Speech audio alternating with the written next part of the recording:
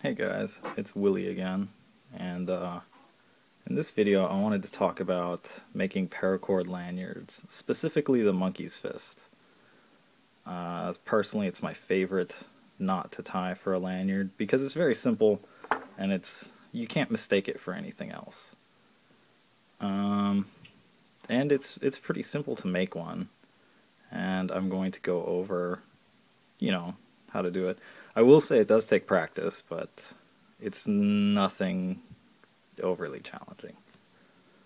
But anyways, let's get to it. Obviously, you'll need some paracord. I would suggest about 4 feet and start in the very middle of it. That'll give you plenty of room to play around with.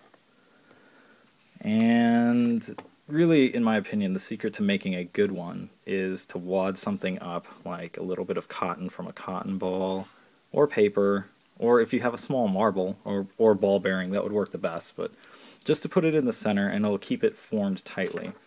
The reason being is, if I can just get some light on this, if you can compare these two, I don't know how well that's coming up.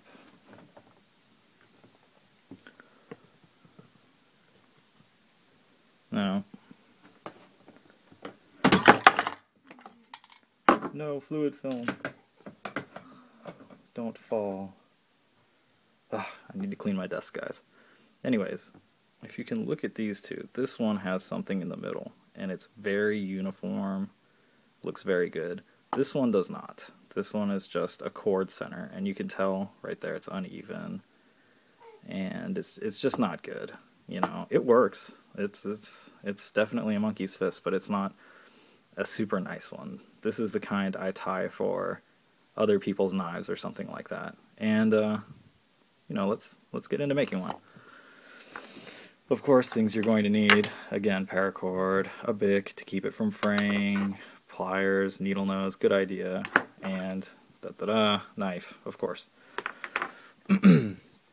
So, you take your 4 feet of paracord, and you figure right about the middle of it, and you take 2 fingers. Now, to make this easier, you can bend a piece of coat hanger into a shape like this and use it as a kind of like a frame, but it's not necessary. It just makes it easier, so I'm going to do it with my fingers.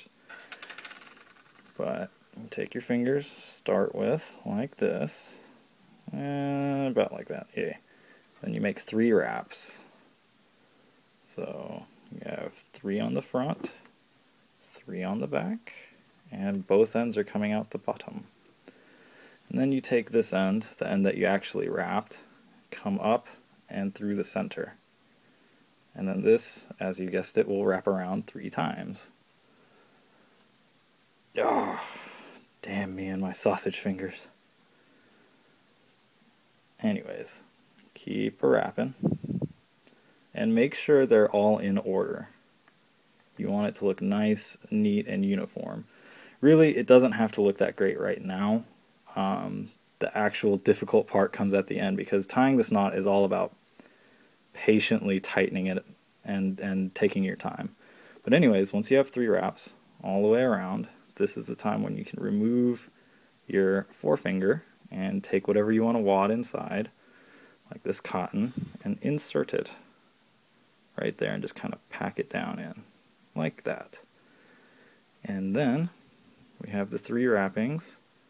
This will tuck in the top as such. So just to go again, 3 on that side, 3 on this side. This then goes in.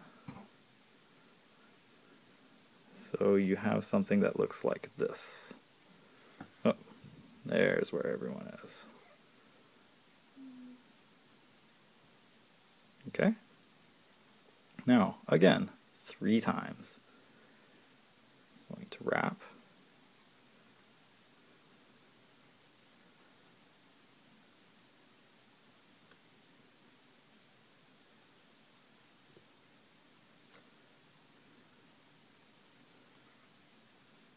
Oh, and we came up a bit short, but that's okay. That's okay, because we're going to get into the tightening phase. Now, hopefully, you paid attention to what you were doing, because you have to gradually tighten all this up.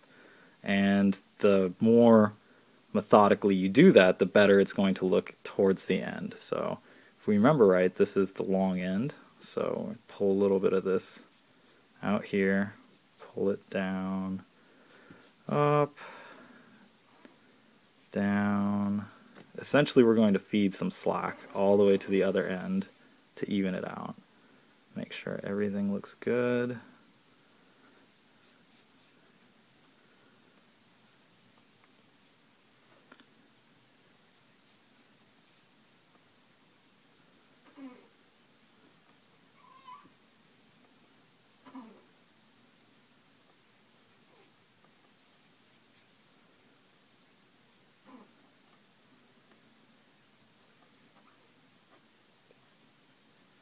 Sorry guys, I hope you can see this. My fat fingers are in the way. But there we go. Now we fed more to the front. Gradually tightening, and what's this? Oh well, doesn't matter. But now we have room, or slack, to make one final wrap around, which is going to complete the actual tying portion of this knot.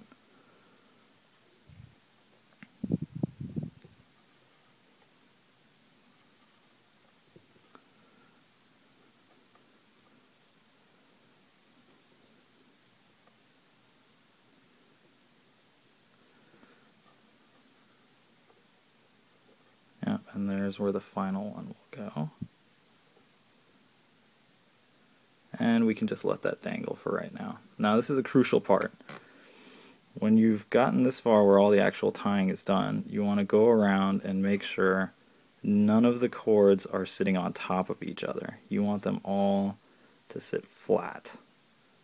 This will definitely aid you later. Like, see, this cord right here is sitting on top of those. You don't want that. You need to figure something out and get them all to lay down. And once you've done something like that, you can start to kind of get rid of the slack. It doesn't really matter which direction you go. You just need to gradually pull the slack out of the monkey's fist.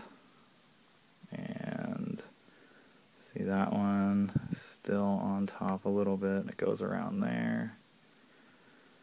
So we pull that, get rid of the slack, get rid of the slack. Keep going, keep going, keep going. Sorry, this is going to be a long video, but I mean, it's you can't rush this, man. Alright.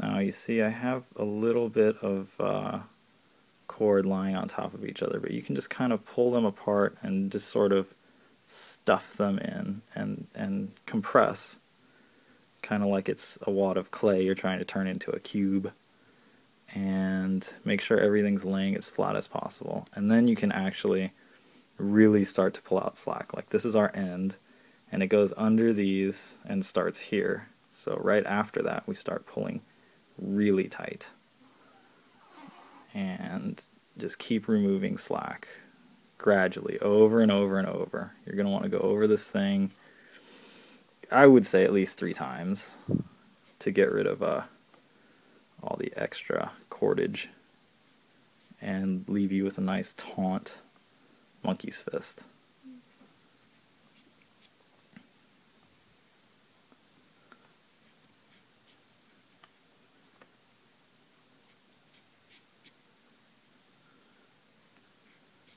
We're hitting about 10 minutes here. Come on. Willie, quit slacking. Hurry up. Alright. We have come to the end. So that's how much slack I managed to pull out. And I'm sure after this I could pull out more.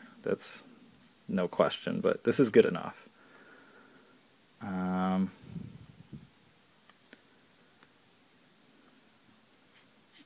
And now there's the question of what to do with this free end right here.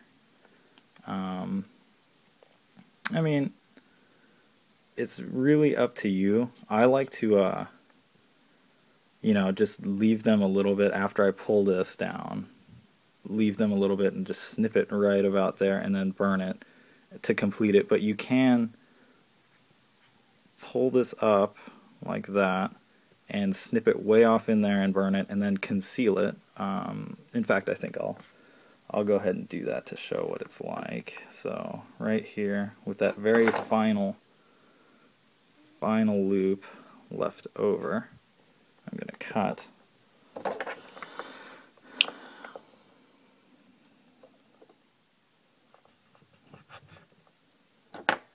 So it's just a little tiny stub in there, really. And then I'm going to burn, or melt, I should say. I'm not burning crap. And then just stuff. So it's now like that. And then you pull the final piece over it and taunt, so it's concealed. Now you can't really tell that there is an end, and you have a nice little monkey's fist. And that's how it's done. To attach it to a knife, I usually use a figure 8 knot, like that one. Reason being is that a bowline, which is my favorite loop knot, will come undone if it loses tension. And the figure 8, it won't. And it still won't jam. It's hard to untie, but it can be done. So if push came to shove, this little lanyard is, you know, extra paracord, about 4, well, not 4 feet, probably closer to 2.5 feet of paracord that I could use in a pinch. So that's the old monkey's fist, guys. Hope you enjoyed it. Thanks for watching.